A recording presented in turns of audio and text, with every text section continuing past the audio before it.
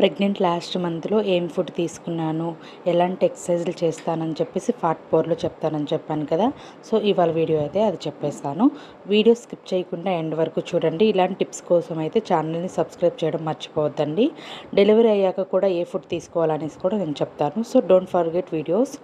So ఏం చేసేదాన్నంటే 9th మంత్లో నేను లైట్ ఫుడ్ తీసుకునేదాన్ని. నేను వెళ్ళే గైనకాలజిస్ట్ నాకు సజెస్ట్ చేసింది ఏంటంటే లైట్ ఫుడ్ తీసుకోమని చెప్పేసి చెప్పారనమాట.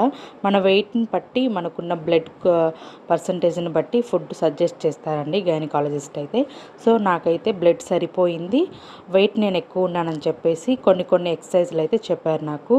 స్టెప్స్ ఎక్కి దిగడం, వాకింగ్ చేయడం రోజు మార్నింగ్ ఈవినింగ్, సన్ వచ్చేటప్పుడు బటర్ఫ్లై ఎక్సర్సైజ్ చేయడం మార్నింగ్ టైంలో. నెక్స్ట్ వచ్చి స్క్వాట్స్ ఉంటాయి కదా, సో ఆ స్క్వాట్స్ ఒక పర్సన్ని సపోర్ట్గా తీసుకొని స్క్వాట్స్ చేయడం, కిందకి వంగడం లేవడం చిన్నగా అలా చేస్తూ ఉండమని చెప్పారు.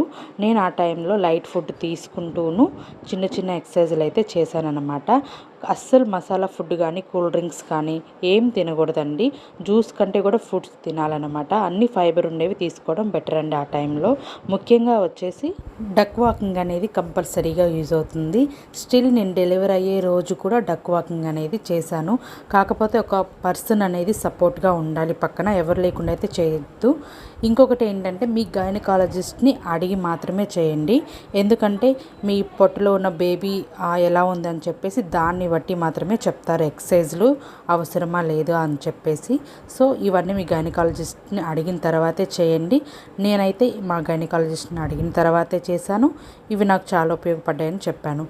పార్ట్ 5లో డెలివరీ టైంలో మనం కొన్ని టెక్నిక్స్ అనేది పాటిస్తే నార్మల్ డెలివరీ అవడానికి ఈజీగా ఉంటుంది. అవి చెప్పేస్తాను. వీడియో మాత్రం స్కిప్ చేయొద్దు. Subscribe. Thank you for watching.